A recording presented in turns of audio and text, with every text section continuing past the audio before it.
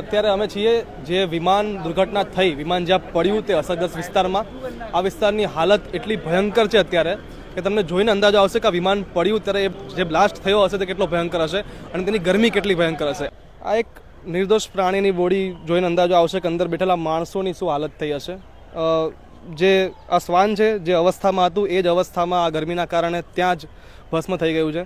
આવી જ રીતે અંદર રહેલા પેસેન્જરો અને આજુબાજુમાં અસરગ્રસ્ત જે લોકોના મૃત્યુ થયા છે તેમની પણ ડેડ બોડીની હાલત કંઈક આવી થયેલી છે. જોઈને આંખો ભીજાઈ જાય તેવા દ્રશ્યો છે. ઠેર ઠેર વિમાનનો કાટમાળ છે.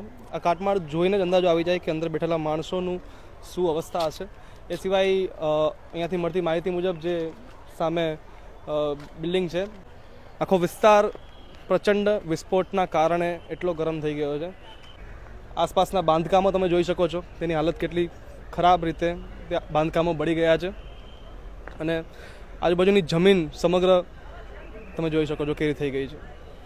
આ બિલ્ડિંગમાંથી અત્યાર સુધીમાં 15થી વધારે ડેડ બોડી નીકાળવામાં આવી છે અને આ ડેડ બોડી જેની કાઢવામાં આવી છે તે યાત્રીઓ નથી પરંતુ કેટલાક સ્ટાફ ક્વાર્ટરમાં રહેતા લોકો છે. આ તમે પાછળ જે જુઓ છો વિમાનનો પાછળનો હિસ્સો છે તે જે કેન્ટીન એરિયા હતો વિદ્યાર્થીઓનો ત્યાં આગળ પડેલ છે. કેન્ટીન એરિયામાં રહેલા બધા તમામ વિદ્યાર્થીઓના મોત થયેલા છે. બિલ્ડિંગમાં વિમાન ક્રેશ થઈ ગયા બાદ વિમાનની જે ઇંધણની ટાંકીઓ હતી તેમાં પ્રચંડ વિસ્ફોટ થવાને કારણે આજે બે બિલ્ડિંગ દેખાય છે, ક્વાર્ટર્સ દેખાય છે. એ ક્વાર્ટર્સને ભારે માત્રામાં નુકસાન થયું છે.